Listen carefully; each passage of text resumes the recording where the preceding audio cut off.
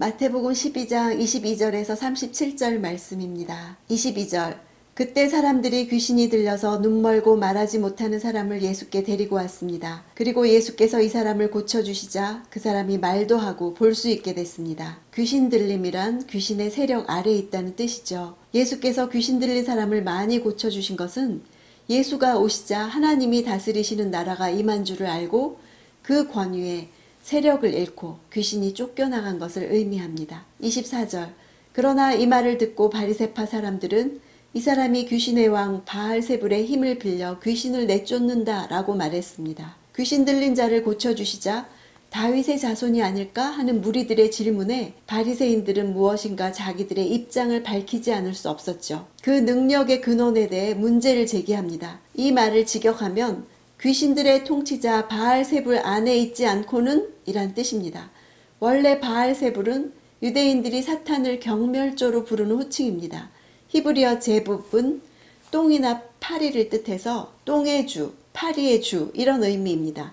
바알세불을 힘입었다는 것은 그러니까 예수께서 더러운 귀신에 들렸다는 의미지요. 28절 그러나 내가 하나님의 영을 힘입어 귀신들을 쫓아낸다면 하나님 나라가 이미 너희에게 온 것이다. 예수님은 한 귀신의 패배는 사탄의 권세에 타격을 주게 되기 때문에 사탄은 자신에게 손에 날 일을 하지 않는다고 그들의 어리석음을 드러내시죠. 치유 기적들은 사탄과 동맹한 결과일 수 없고 오히려 사탄과 충돌의 결과일 수밖에 없습니다.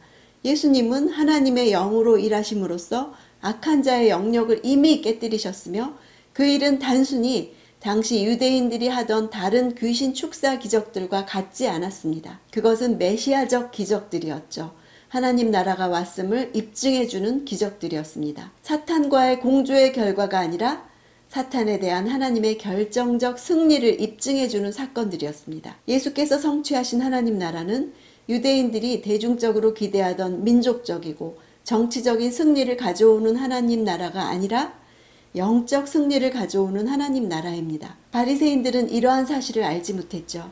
그 결과 그들은 예수님의 성령의 사역을 사탄의 사역으로 비난하는 실책을 곧 성령을 모독하고 거역하는 실책을 범하고 있는 것입니다. 29절 사람이 먼저 힘센 사람을 묶어놓지 않고서 어떻게 그 사람의 집에 들어가 물건을 훔칠 수 있겠느냐. 묶어놓은 후에야 그 집을 털 수 있을 것이다. 예수님은 자신의 귀신 축출 기적이 사탄의 나라에 어떤 영향을 미치는가를 비유로 설명하시죠. 예수님이 귀신을 쫓아내심은 사탄이 이미 결박당한 상태에 있음을 입증해 주는 것입니다.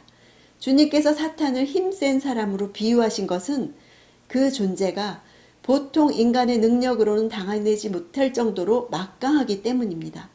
그러므로 강한 자인 사탄을 결박하기 위해서는 이보다 더 강한 존재가 필요하고 그분이 바로 예수 그리스도 자신이죠. 31절 그러므로 내가 너희에게 말한다. 사람의 모든 죄와 신성 모독하는 말은 용서받겠지만 성령을 모독하는 것은 용서받지 못할 것이다. 성령을 모독하는 죄는 예수님의 메시아적 구속사역 가운데 성령이 활동한다는 사실을 의도적으로 부인하고 오히려 그 사역을 바알세불에게 돌리는 행위를 말합니다. 예수님의 메시아적 사역을 받아들이기를 거부한 바리새인들은 당연히 메시아적 사역의 기본적 요소인 용서, 사죄의 은혜도 누릴 수 없다는 뜻이죠. 32절 누구든지 인자를 욕하는 사람은 용서받겠지만 성령을 모독하는 사람은 이 세대와 오는 세대에서도 용서받지 못할 것이다. 인자를 욕하는 것은 진리에 대한 분별력이 없어서 예수의 메시아 신분을 미처 깨닫지 못하거나 받아들이지 못한 자들을 가리킵니다. 베드로는 그분을 저주하며 부인하기까지 했으나 용서받았죠. 사도 바울 역시 담메색 이전에 예수를 모독하며 그의 사역을 방해했지만 용서를 받았습니다. 그러나 성령의 직접적인 인도하심을 거스르고 그분을 속인 아나니아와 삽비라는 용서받지 못하고 즉사했죠. 그들이 범한 죄가 성령을 모독하는 죄입니다. 33절 나무가 좋으면 그 열매도 좋고 나무가 나쁘면 그 열매도 나쁘다.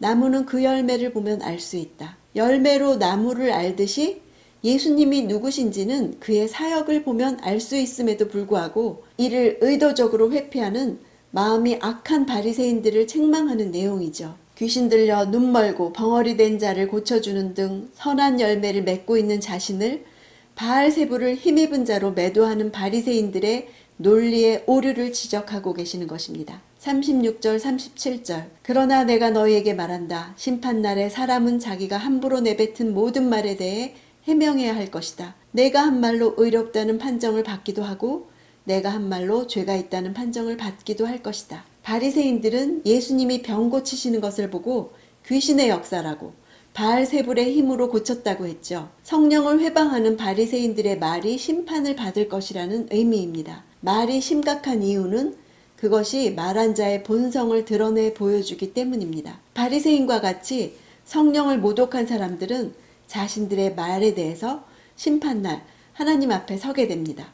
법정 이미지를 살려서 재판장이신 하나님이 피고에게 무죄를 선언함으로써 의롭다고 판결받든지 혹은 유죄를 선언함으로써 정죄받든지 하나님께 달려있는 것입니다. 예수님은 악한 자의 영역을 이미 깨뜨리셨습니다. 그것은 하나님 나라가 왔음을 입증해주는 기적들이죠. 내 삶에서 나를 사로잡고 있었던 악의 사슬이 끊어졌음을 믿고 예수 그리스도의 이름으로 사탄을 결박하고 내 입으로 하나님 나라를 선포하는 그런 하루가 되기를 원합니다.